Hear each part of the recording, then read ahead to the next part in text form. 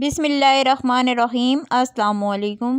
Today I am going to discuss the section 10 and 11 of Specific Relief Act 1877.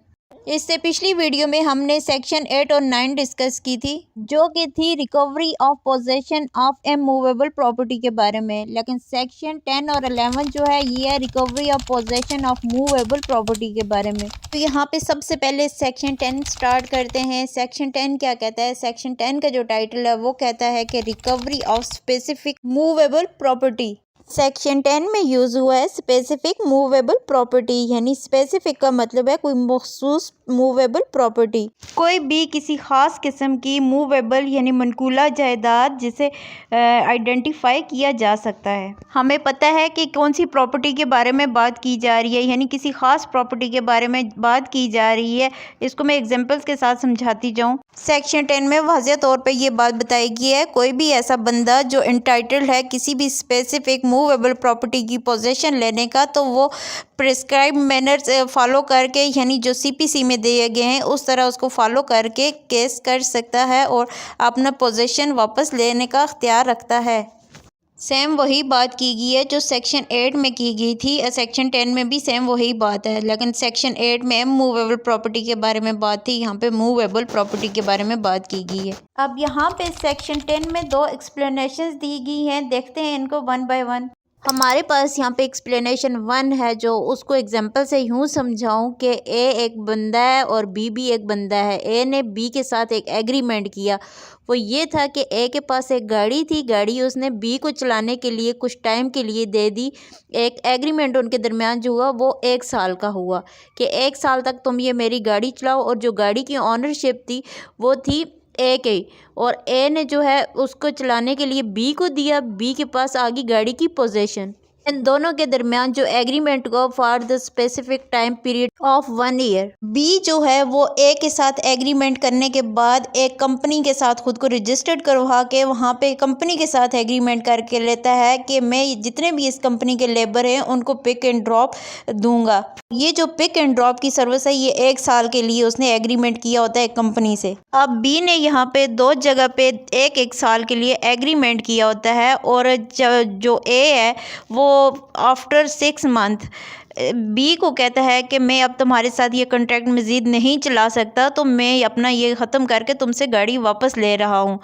तो ये contract ख़त्म होने से पहले पहले, यानी कि साल नहीं हुआ, 6 महीने अभी बकाया हैं, तो बी जो है, बी के पास ये रेमेडी मौजूद है कि वो कोर्ट में जाके इसकी पोजीशन ले सकता है, यानी गाड़ी की पोजीशन ले सकता है कि उसने ये कॉन्ट्रैक्ट किया हुआ है 1 साल के लिए इससे, और दूसरा उसने पिक एंड ड्रॉप सर्विस दी हुई है इसी गाड़ी की वजह से कंपनी को, कंपनी के मुलाजमीन को वहाँ से वो पिक एंड ड्रॉप देगा। अगर वहाँ यहाँ पे कॉन्ट्रैक्ट ये पूरा नहीं होगा तो वहाँ पे भी इसको नुकसान होगा, इस वजह से उसको कोर्ट में रेमेडी लेने के लिए जा सकता है। वो इस सूरत में भी पूरा अख्तियार रखता है कि वो कोर्ट में जा सकता है for the recovery of possession. अब आ जाते हैं एक्सप्लेनेशन 2 की तरफ।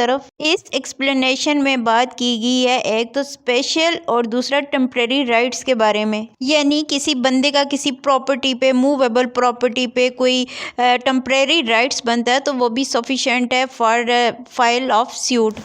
टेम्परेरी राइट के ज़रिए भी कब्ज़ा वापस लिया जा सकता है। यहाँ पे एग्जांपल से समझाती जाऊँ कि एन के पास कुछ बुक्स थी, उसने कुछ टाइम के लिए बी को दी, बी को कहा कि ये मैं तुमसे कुछ टाइम बाद ले लूँगा, इनको मेरे बाद तुम संभाल के रखो।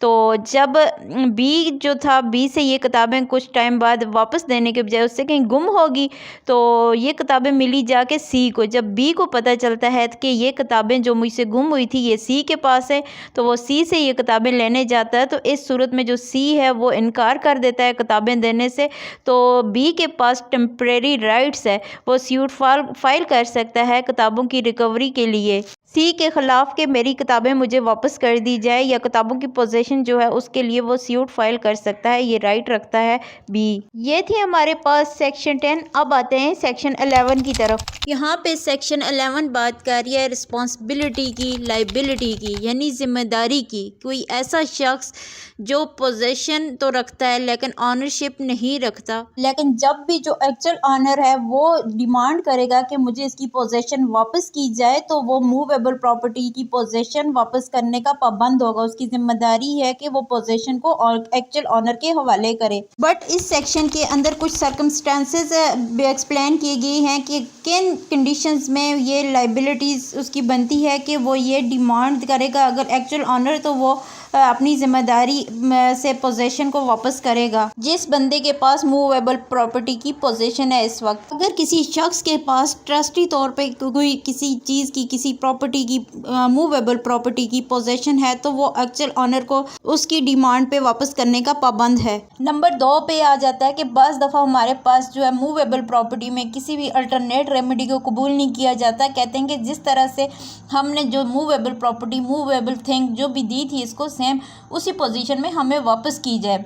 अगर कोई डैमेज हो जाता है, कोई नुकसान हो जाता है, उस सूरत में तो जिस शख्स के पास जो पोजीशन होती है, जिस प्रॉपर्टी की, मूवेबल प्रॉपर्टी की पोजीशन होती है, तो वो चूँकि डैमेज हुआ होता है, वो शख्स जाके कोर्ट में डैमेजेस क्लेम नहीं करता, ना ही कोई और अल्टरनेट रेमेडी क्लेम करता। वो कोर्ट में जाके सूट फाइल करता है और कोर्ट से ये रिक्वेस्ट करता है, इसको ऑर्डर दिया जाए कि जो चीज़ मैंने इसको, अपनी जो मूवेबल प्रॉपर्टी थी वो मैंने इसको दी थी, वो मुझे सेम उसी कंडीशन में वापस करे।